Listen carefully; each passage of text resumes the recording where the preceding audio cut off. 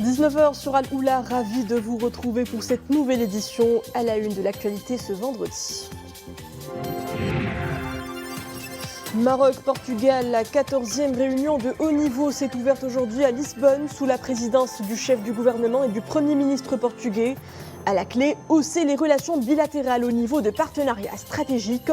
12 accords couvrant de nombreux domaines stratégiques d'intérêt commun ont été signés.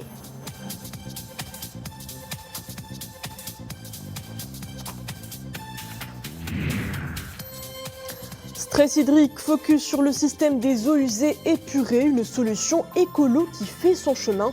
À Rabat, exit l'eau potable pour arroser ses espaces verts. La capitale se tourne vers les eaux usées traitées.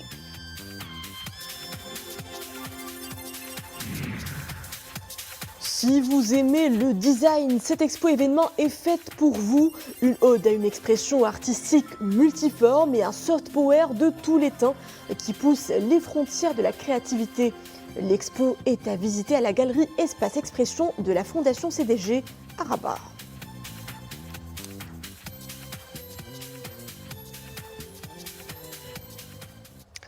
Bonsoir, Lisbonne, la capitale ibérique, à l'heure de la 14e réunion de haut niveau Maroc-Portugal, présidée par le chef du gouvernement Aziz Arnouch et le Premier ministre portugais António Costa. La rencontre a été couronnée par la signature de 12 accords couvrant différents domaines stratégiques. Dans une déclaration conjointe sanctionnant les travaux de la réunion de haut niveau, le Portugal a réitéré son appui à l'initiative marocaine d'autonomie comme proposition réaliste, sérieuse et crédible en vue d'une solution agréée dans le cadre des Nations Unies. Depuis Lisbonne, nous retrouvons nos envoyés spéciaux Nadzel Moudden, Samir Barka, le commentaire est signé Nisrina Ousdara. Le Maroc et le Portugal, une coopération bilatérale historique et un partenariat économique amené à se consolider davantage. Ici à Lisbonne, les deux parties conviennent de renforcer leur partenariat dans des domaines clés. De part et d'autre se dégage une réelle volonté de tirer profit des complémentarités mutuelles et des positionnements stratégiques communs entre Rabat et Lisbonne. Le monde change très rapidement. Nos pays, nos sociétés changent et les accords qu'on a signés aujourd'hui et la transformation qu'on prévoit pour notre partenariat, avec un partenariat stratégique global, un conseil de partenariat qui attribue aux deux ministres des Affaires étrangères une responsabilité accrue de contrôle de tout ce qui se fait entre nos gouvernements. Tout cela représente en effet la capacité qu'on a démontrée d'adapter notre relation au changement du monde. Relation très bonne entre les deux pays. On a signé un agrément précisément sur le travail il y a une année. Et ce qu'on fait maintenant, c'est que l'agrément arrive aux personnes et à les entreprises. L'un des moments forts de la 14e réunion de haut niveau Maroc-Portugal, la signature de 12 accords couvrant différents domaines stratégiques. L'économie, l'industrie, l'aéronautique, l'automobile, le textile, la justice, l'artisanat, l'enseignement supérieur, sans oublier les énergies renouvelables qui ouvrent la voie à de prometteuses perspectives.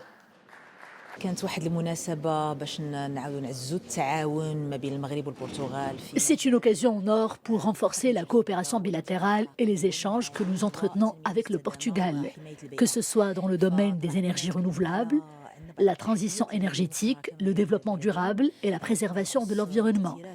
Nous aspirons aussi et surtout à consolider notre coopération dans le domaine hydrique et le dessalement de l'eau de mer. Nous avons des défis communs relatifs au changement climatique aussi. La question du Sahara marocain a été aussi au cœur des échanges. Le Portugal n'a pas manqué de réitérer son appui à l'initiative marocaine d'autonomie comme proposition réaliste, sérieuse et crédible, et cela en vue d'une solution agréée dans le cadre des Nations Unies. Et dans le cadre de la déclaration conjointe sanctionnant les travaux de la 14e réunion de haut niveau Maroc-Portugal, les deux parties ont notamment salué la candidature tripartite avec l'Espagne pour abriter la Coupe du Monde de 2030. Ce dossier commun représente un précédent dans l'histoire du football, unissant pour la première fois des pays de deux différents continents, précise la déclaration conjointe.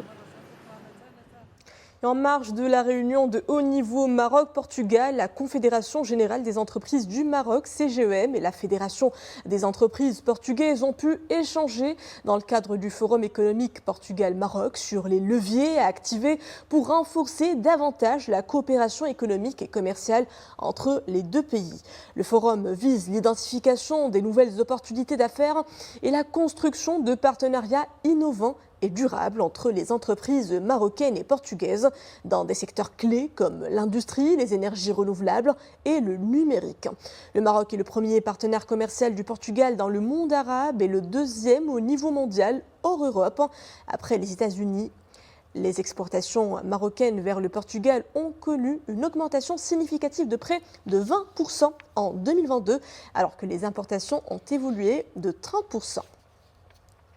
Rabat et Pékin résolus à diversifier davantage leur partenariat bilatéral dans le domaine législatif. En visite de travail au Maroc à la tête d'une importante délégation, le président du comité permanent de l'Assemblée populaire nationale de la République populaire de Chine, Zhao Leji, a rencontré le président de la Chambre des représentants, Rachid Talbi Alami. L'occasion pour les deux responsables de réitérer leurs aspirations à hisser le partenariat législatif des deux pays, forts de relations diplomatiques longues de 65 ans. Parlons à présent efficacité hydrique ou ces solutions ingénieuses qui nous permettent de préserver l'eau, la précieuse ressource vitale. Un défi de taille rappelé mardi dernier lors de la séance de travail présidée par Sa Majesté le Roi et qui a donné ses hautes orientations pour le suivi du programme national pour l'approvisionnement en eau potable et l'irrigation 2020-2027. Focus dans cette édition sur une solution écolo d'irrigation des espaces verts. Faute de précipitations suffisantes, certaines communes s'organisent pour une meilleure réutilisation des eaux épurées. Reportage Hafid El-Houari, Abdelali. Le récit est signé Boubkar Mgabrit. Les eaux usées traitées, une ressource de plus en plus exploitée en irrigation. Une solution écolo privilégiée en ces temps de stress hydrique. Elle permet aujourd'hui l'arrosage des grands espaces verts publics et des golfs. L'expérience est adoptée à Rabat. Elle sera ensuite généralisée à Salé, Temara et Srerat.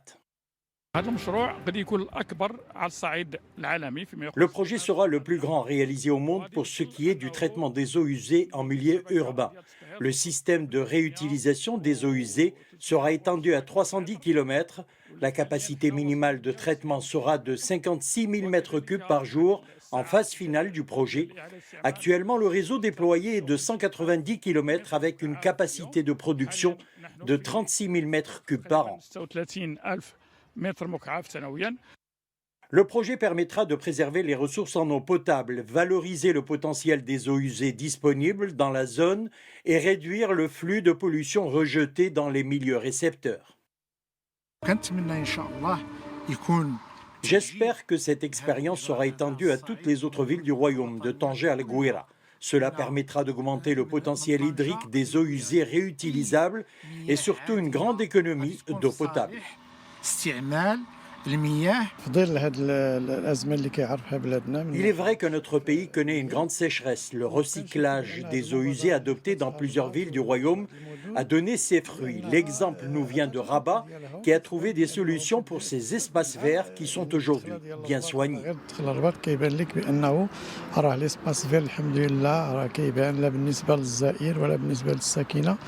Cette méthode permettra d'accélérer la mise en place de projets de dépollution domestique et industrielle, tout en assurant la pérennité et la qualité de ces eaux épurées. Les eaux usées réutilisées passent par plusieurs étapes de traitement. Un pré-traitement des eaux comme première étape. En deuxième lieu, le traitement biologique avant d'arriver au traitement final. Un processus qui répond à toutes les normes internationales de réutilisation des eaux usées tout en respectant les normes environnementales. Le Maroc fait désormais de la réutilisation des eaux usées épurées son cheval de bataille. L'exemple de la ville de Rabat a donné des résultats probants. La capitale fait état d'un taux de couverture du système de réutilisation des eaux usées épurées de plus de 94%. Sa consommation globale de cette ressource a ainsi chuté de près de 11%. Partons à Meknès à la redécouverte de l'un de ses hauts lieux de culte et de mémoire. La synagogue Meyer Toledano di Tanja vient de rouvrir ses portes fraîchement inaugurées devant plusieurs membres de la communauté juive marocaine. Sa restauration aura duré une vingtaine d'années. Reportage Brahim Raouti, Abslam Khloui et Zakaria Mokinbillah. Prières et chants religieux juifs résonnent à nouveau dans les arcanes de la synagogue Toledano de Meknès, communément appelée Salat Rabbi Baruch. La synagogue rouvre ses portes après plusieurs travaux de restauration. Elle accueille des membres de la communauté juive marocaine venus de différents pays du monde pour visiter ce haut lieu de mémoire. Cette synagogue a été créée en 1935.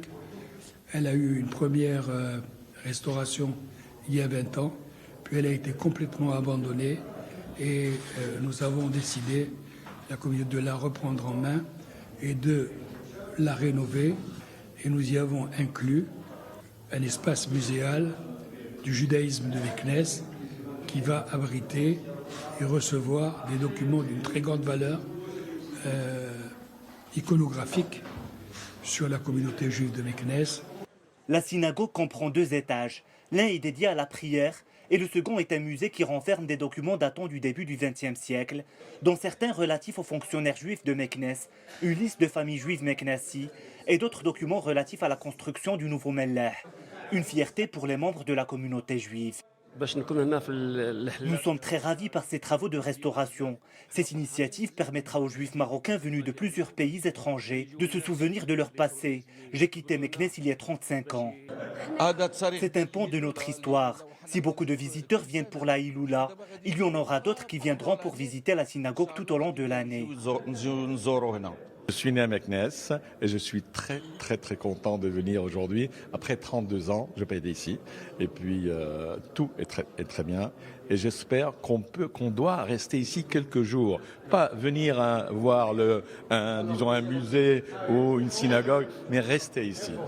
L'ouverture de la synagogue Toledano de Meknès intervient suite à la décision de Sa Majesté le roi Mohamed VI en 2013 de restaurer tous les lieux et espaces de la culture juive au Maroc. Une initiative qui permettra aux juifs marocains de renforcer leur lien avec leur pays d'origine et de renouer avec la cité ismaélite où beaucoup ont passé leur enfance et leur jeunesse. Autre cité millénaire porte-étendard des valeurs de coexistence judéo-musulmane, Essaouira. La ville accueille l'envoyé spécial du gouvernement américain pour combattre le racisme et l'antisémitisme aux États-Unis et dans le monde. Deborah Lipstadt a notamment visité l'espace d'Ar Soueri qui vient de faire peau neuve avant de se rendre à Beit Dakira où des explications exhaustives lui ont été présentées autour de cette structure, source de fierté de la cité des Élysées et haut lieu de la mémoire judéo-marocaine. Dans l'actualité internationale, le Parlement européen tire une nouvelle sonnette d'alarme quant à la situation chaotique de la liberté d'expression, de presse et des médias en Algérie, qui fait face à une logique répressive inédite. Le commissaire européen à la justice Didier Reynders a affirmé que l'Union européenne a constaté plusieurs arrestations et détentions de journalistes et défenseurs des droits de l'homme en Algérie. C'était lors d'un débat mercredi en séance plénière du Parlement européen à Strasbourg à propos de cas de violation des droits de l'homme, de la démocratie et de l'état de droit en Algérie, dans lequel plusieurs eurodéputés ont pointé du doigt la situation désastreuse de la liberté des médias et de la liberté d'expression en Algérie à travers le cas du journaliste algérien Ihsan El Kradi, condamné à 5 ans de prison par le tribunal Sidi Mohamed à Alger le 2 avril dernier. Soudan, après près d'un mois de combat, les belligérants disent accepter les règles humanitaires, un engagement tenu en vertu d'un accord signé dans la nuit d'hier en Arabie Saoudite, précisément à Jeddah. L'accord prévoit de dégager des couloirs pour permettre aux civils pris au piège de sortir des zones de combat tout en laissant entrer l'aide humanitaire. Une déclaration de principe qui ne referme aucune mention d'une trêve ou d'un cessez-le-feu après de violents combats qui ont fait plus de 750 morts, 5000 blessés et plus de 900 000 déplacés et réfugiés. Inondation dans l'est de la République démocratique du Congo. Le bilan s'alourdit à près de 400 morts. La situation humanitaire est toujours aussi chaotique dans ce pays après une semaine de glissement de terrain provoqué par les fortes pluies abattues sur la région orientale. Les opérations de sauvetage se poursuivent. Des milliers de personnes sont toujours portées disparues.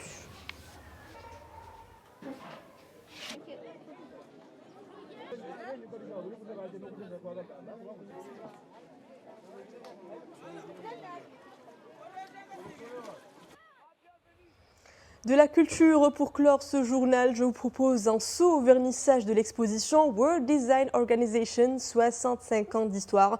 Ça se passe à la galerie Espace Expression de la Fondation CDG de Rabat. Cette exposition inédite vise à retracer les principales étapes qui ont marqué l'histoire de l'organisation internationale. Une manière aussi de sensibiliser à l'importance du design dans notre vie au quotidien. L'événement est organisé dans le cadre de la Rabat Design Week 2023. Une occasion unique pour les professionnels, les passionnés de design et le grand public d'échanger, de partager les expériences et de célébrer la richesse et la diversité de la culture africaine. Yassine Maazi et Nisrine Naoussar. Conçue comme une ligne de métro avec plusieurs stops, l'exposition suit un ordre chronologique pour embarquer le visiteur dans un voyage historique, enrichissant et passionnant qui retrace l'évolution du design à travers le monde. Yassine Hmichen est un jeune designer. Être ici déclenche chez lui la bobine des souvenirs de l'enfant passionné, aujourd'hui chef d'entreprise spécialisé dans le design. Ça a commencé depuis un sacré bout de temps, depuis tout petit, parce que j'ai toujours dessiné, j'ai toujours essayé de dessiner des objets, de les changer, de leur donner une autre fonction que la fonction qu'ils ont déjà. Donc ça a été une passion depuis l'enfance, mais par la suite, j'ai fait des études aux Beaux-Arts. Aujourd'hui, je pratique ma passion en tant que designer. On ne s'en rend pas trop compte qu'on a besoin du design dans notre stratégie marketing, dans notre intérieur, que ce soit professionnel ou personnel. Et en particulier professionnel, parce que l'impact est direct et immédiat. L'exposition montre à quel point le design est partout présent dans nos vies, dans nos habits, nos maisons, notre architecture et nos espaces publics. Plus qu'un art ou de l'esthétisme, le design est une sorte de storytelling qui nous permet de raconter l'histoire de l'humanité avec un grand H. Et en fait, le design, c'est comment apporter quelque chose d'utile, conceptuel et de beau à la société. Et donc le Maroc, par exemple, c'est l'un des leaders mondiaux du design. Ce que les Marocains ont inventé siècle après siècle a influencé la haute couture, influencé l'automobile, influencé l'industrie. Et donc le Maroc, comme l'Afrique, est le berceau du design contemporain. L'exposition célèbre le design africain dans toute sa splendeur. Le Maroc joue un rôle avant-gardiste dans la promotion de ces disciplines créatives. Aujourd'hui, le design se révèle comme un outil de soft power même. Les designers marocains l'ont bien compris. Ils ont permis au Maroc de forger une renommée internationale plus que remarquable dans ce sens.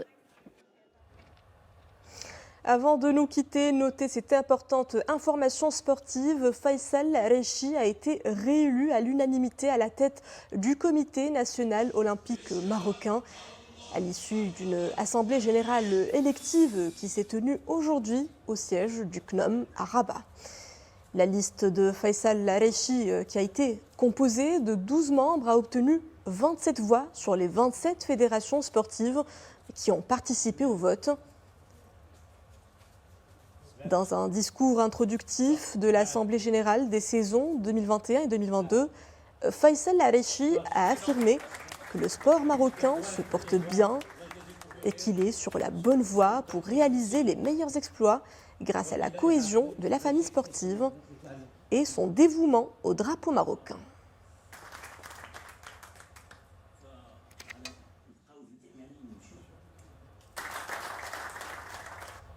Et c'est ainsi que s'achève cette édition. Merci à vous de l'avoir suivi à 21h. Le retour de l'information avec le journal Raïsia. Très belle suite des programmes à tous sur Aloula.